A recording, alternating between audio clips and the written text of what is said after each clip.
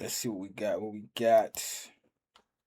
Watch Me Whip. Nene got Horrifying Secrets. True Crime. Shit, I hope this don't get The copyrighted. man was lying still beneath the glow of a streetlight. It was just after 3:30 a.m. and the air in Panthersville, Georgia hung heavy with fog and silence, except for the wail of sirens fast approaching. When officers arrived at the intersection of Deep Shoals Circle and Corners Crossing, they found 34-year-old Frederick Rooks slumped on the pavement. 10 shell casings littered the street around him. The person that did this had already vanished, but nearby security footage revealed a white BMW SUV speeding away from the scene just moments earlier. Police didn't know it yet, but the driver of that car was one of the most recognizable faces of the internet's viral era. Now watch me whip, whip, whip, whip, whip.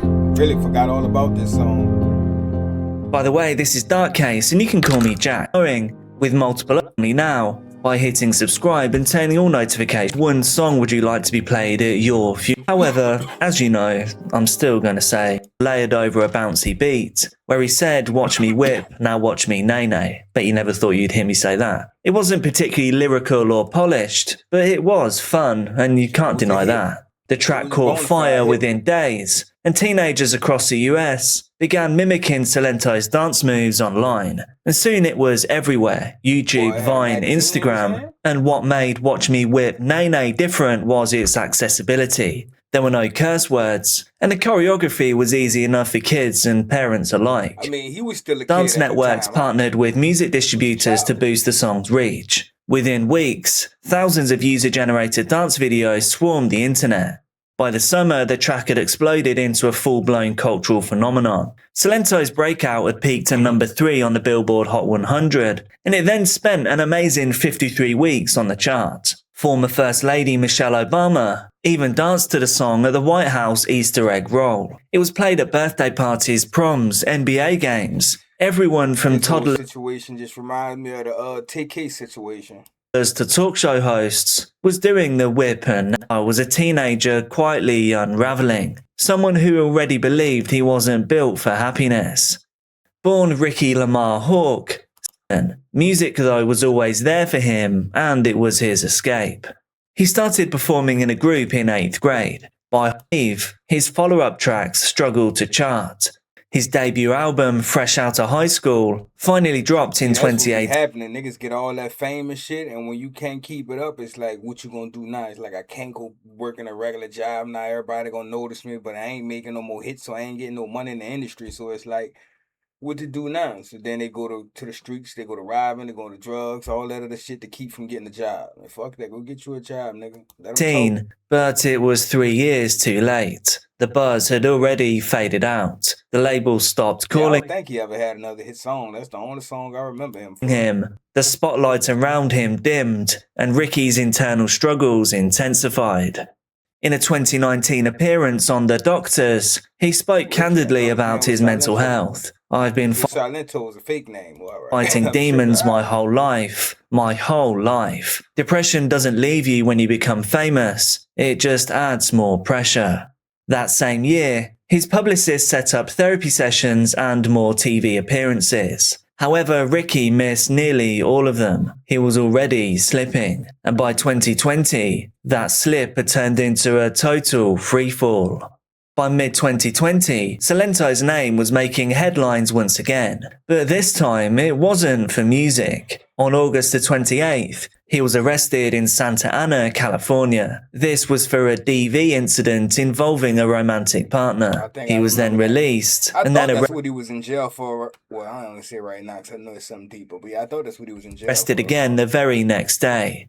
The second arrest was even more disturbing. According to the police, Ricky entered a random home in Valley Village. In his hand, he was holding a hatchet. Witnesses said he was frantically searching for his girlfriend, and that he swung the weapon at 2 strangers inside. A friend arrived moments later, and they told him that he had the wrong house. The family, thankfully, managed to disarm him. Police then took him into custody and charged him with 2 counts random family disarm you. of assault with a deadly weapon. It was clear that something was wrong. I ain't never seen no camouflage polo shirt like that.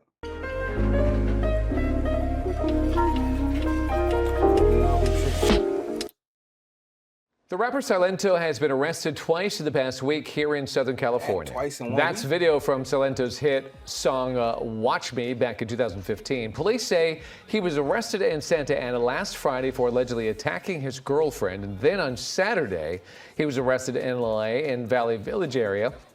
Police say he entered a home looking for his girlfriend and carrying a hatchet. And according to a detective, the people who were in that home, which included children, did not know Silento or his girlfriend. The rapper left and people picked him up. Police picked him up about a block away. Silento is now facing 2 counts of assault with a deadly weapon, along with domestic violence charges from his arrest in Santa Ana. Just weeks later in October, he was arrested once again, this time back in Georgia. He had been clocked driving 143 miles per hour on Interstate 85. When pulled over, he told officers, "I'm not a regular person, they're following me." He was released that same day. Behind the scenes, those close to Silento were growing increasingly concerned. His publicist, Chanel Hudson, described him as suffering immensely from a series of mental health illnesses. She even said that he had made an attempt on himself in that same year. As well as this, his behavior was becoming more erratic by the week. There were no new songs, there was no planned comeback, just a young man spiraling in plain sight, and nobody could have predicted what would happen next.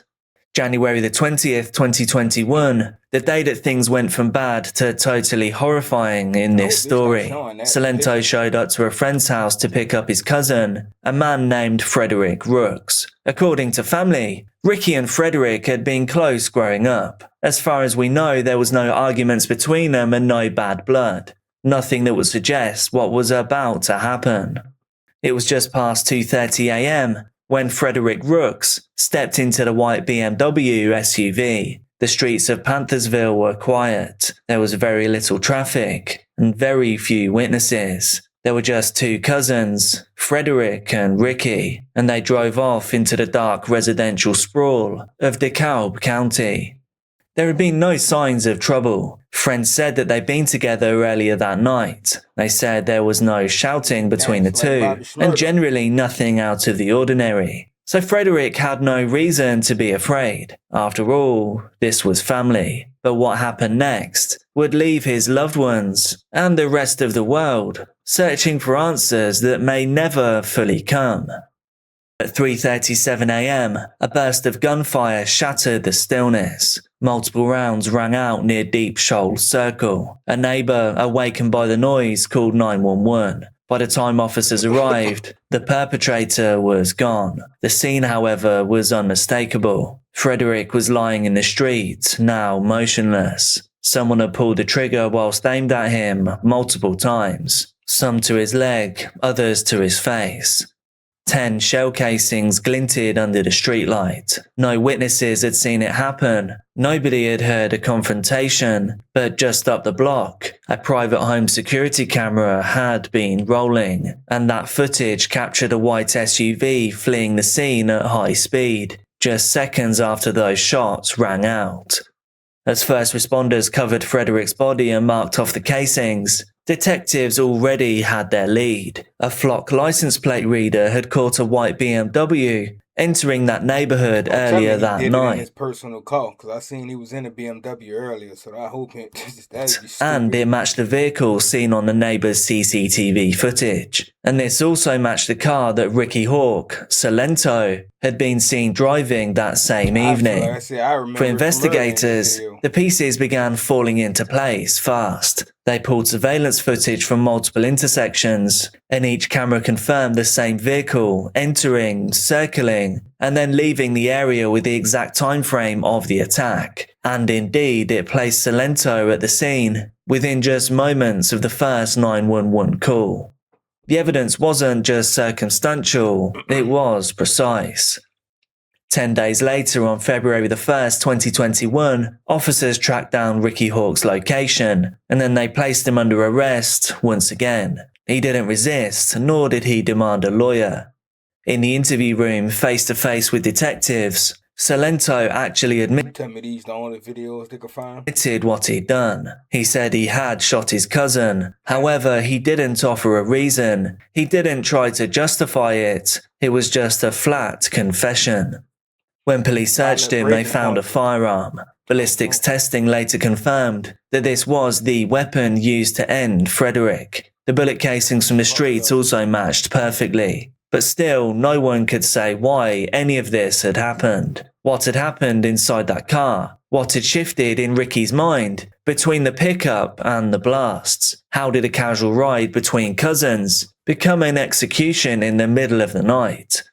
Ricky never gave a motive. Some speculate it was simply a psychotic break. Others suspected substances or paranoia, but none of this could be proven. And regardless of the reason, none of it could undo what had already been done. Right. I mean, but it's still, we still want to know a reason. For sure, we want to know a reason. Welcome to the trap! Pretty sure the family wanted Mouse! And he family, because they said it was his cousin, so... A man who once brought joy to millions, through dance, through music, through viral magic, had turned a weapon on his own family. He had taken a life, and that reality was inescapable. How much time did he get it? Do he have life? Even for him. Prosecutors charged Ricky with murder, felony murder, aggravated assault, possession of a firearm during the commission of a felony, and concealing the death of another. He was held without bond at a DeKalb County jail. His grandparents reportedly asked the judge to deny him bail. Damn. The legal system moved slowly, but over the grandparents said deny him bail. We don't even want him to come home. Damn. Next 4 years, Ricky remained behind bars as the case slowly made its way through the courts. When it finally came to sentencing in 2025, people that were once his fans just now got sentenced last year. Now watched on in disbelief. The teen who once ruled every school dance in America was now facing 3 decades in prison. On July the 11th, 2025, Ricky Hawk appeared before a judge in DeKalb County Superior Court. He entered a plea of guilty but mentally ill. This was part of a deal, one that would drop the original murder charge in exchange for guilty pleas to lesser offences. Those included voluntary manslaughter, aggravated assault, possession of a firearm during the commission of a crime, and concealing the death of another.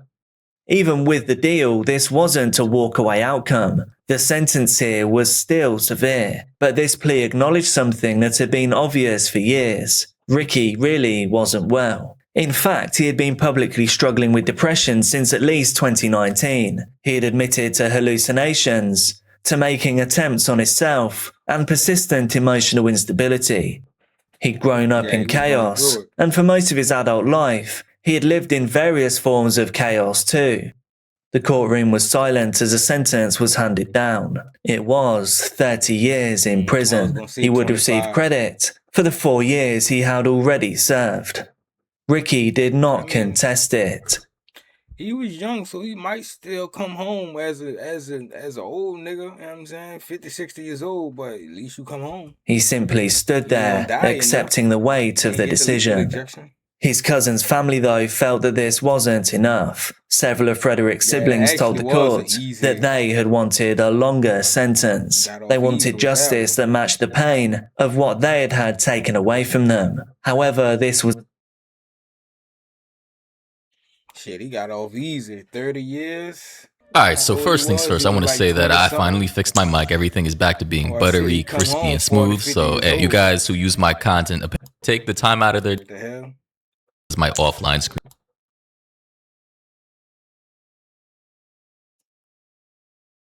I don't know what he talking about. Well, I guess that's it. I thought he was gonna add on something different, but it don't look like it. So we gonna end it right there. What happened to Silento? I guess that's what happened to him. 30 years. Like, comment, subscribe. Don't do it for the bar, just do it for the bar.